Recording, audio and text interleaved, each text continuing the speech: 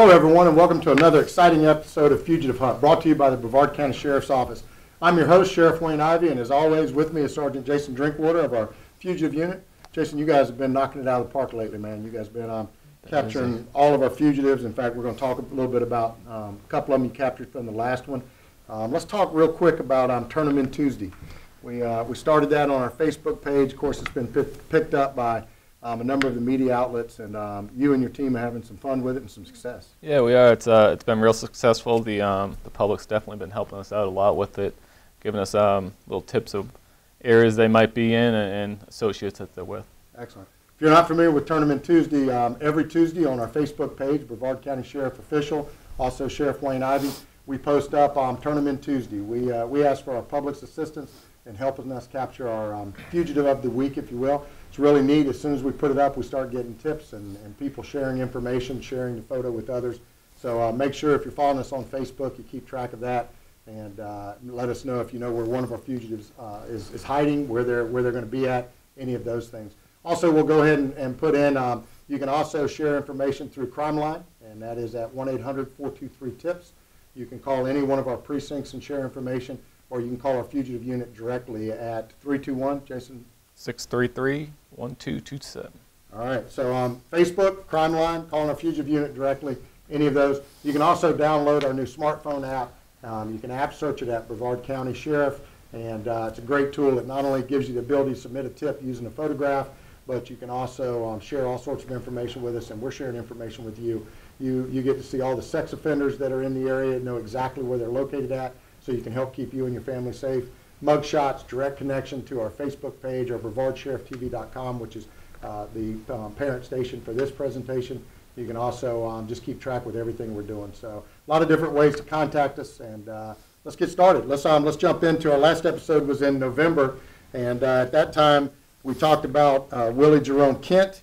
We talked about Tevlin Trayvon Dotson, and also Jamar George Brown. All three of them are now off the table. Yes, They've been captured and put in jail by your team. So great job on those. We still got two we want to follow up with, though, and let's just give a real quick follow-up profile. The first one is Philip D. Vierk, V-I-E-R-K. Tell me a little bit about Philip. Philip's possibly got ties to the Cape Canaveral area. He is currently looking at charges of violation of probation, reference grand theft. He also has a bench warrant for failure to appear. Philip's been known, he's traveling up and down the state of Florida doing construction work. He's possibly in the Panhandle as well. All right. The second one that we haven't had any success in catching, we really need our public to get involved in, is Dimitri Townsend. And he's got a date of birth of 12/3/81. Tell me a little bit about him. Dimitri's got ties to the Palm Bay and Melbourne area. He's looking at charges of violation of probation, reference contraband, into a detention facility, violation of probation, reference robbery with a deadly weapon. Dimitri knows he's wanted. He's possibly out of the state in Georgia. Excellent. You know, talking about them knowing they're wanted, most of these guys and girls that we're going to put out here, they know they're wanted. They know that they've either violated probation or broken the law, and they know they're wanted.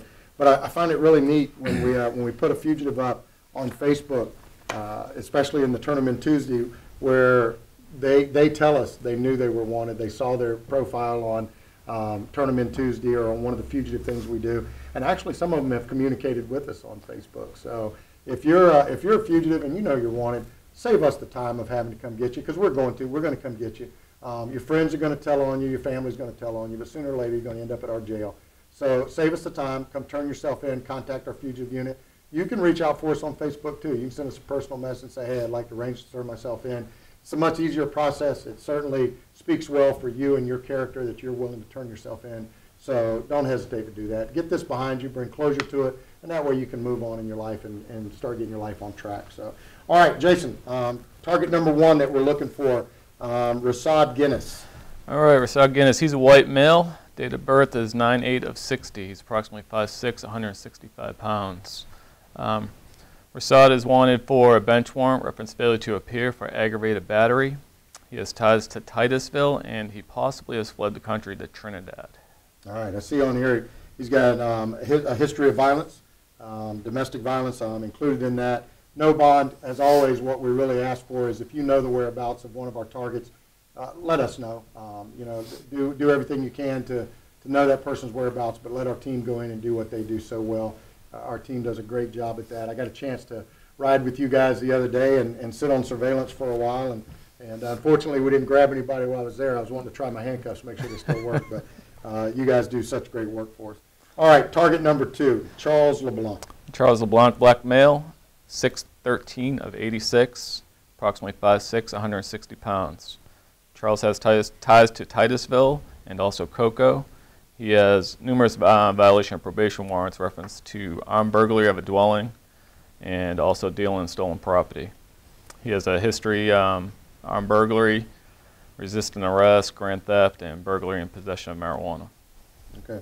Again, violation of probation, reference armed burglary, so that tells us this is not his first time getting in trouble. He's been out there before. Please help us get him off the street. You can make sure that, I know our media team is putting up not only the photos of these individuals, but their scars, their marks, their tattoos, everything else, so that you can take a good look at it. We also ask that not only that you watch our Fugitive Hunt episodes, but share them with your family and friends. Share them on Facebook, share them on YouTube. Make sure that everybody in our community has a chance to weigh in on this. This is their community too, so getting them involved is extremely important to us. All right, so we got Mr. Guinness out of the way, Mr. LeBlanc. Let's talk about Jose Tamayo. Mr. Tamayo is black male. Date of birth is 8/5 of 1990. He's approximately 6'2", 160 pounds. He has ties to the Palm Bay and Melbourne area. He also has a violation of probation warrant for delinquent with a gun and carrying a concealed weapon. All right. Carrying a concealed weapon tells us and our team that he's possibly going to be armed. He's certainly no stranger to it. So again, you can go to 1-800-423-TIPS with CRIMELINE. You can Facebook message us. You can contact our Fugitive Unit directly or any of our precincts, or you can download our new app. Please take advantage of downloading our new app. I will tell you, it's one of the neatest apps I've seen. It's very quick, it's very efficient, and it does a great job at connecting us with our community. Target number 4, Thomas John Markey. Okay, Thomas is white male, date of birth 3/22 of 72. He's approximately 5'11", 177 pounds. He is wanted for a violation of community control, reference to burglary of a dwelling occupied. He has a history of battery on law enforcement officer, resisting arrest, corruption by threat, and numerous battery charges to go along with that. He has ties to the Melbourne area, but he is possibly specifically in Melbourne Village. Okay. And then lastly, target number 5 for this episode is John Earl Wanamaker Jr.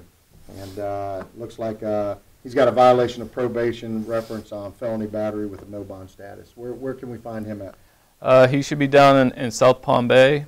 Does not work, and he has a pretty lengthy violent history as well, from aggravated battery to resisting arrest. Okay. So I know they're going to recap for you, but just to go back over it, we've got Rasad Guinness, Charles LeBlanc, we've got Jose Tamayo, Thomas John Markey, and John Earl Wanamaker. So if you know the whereabouts of any of these 5 individuals, or the other 2 that we talked about from our previous episode, please contact us, get in touch with us, give us a chance to get these individuals off the street. I am firmly committed to the fact that it takes community to protect the community, and through programs like this, we give our citizens the opportunity to help us keep Brevard County a great place to call home. So on behalf of our Brevard Sheriff TV team, our media team that does such a great job for us, the Fugitive Unit, and the 1,500 proud men and women of our agency, thank you for watching Fugitive Hunt, and we'll see you out there.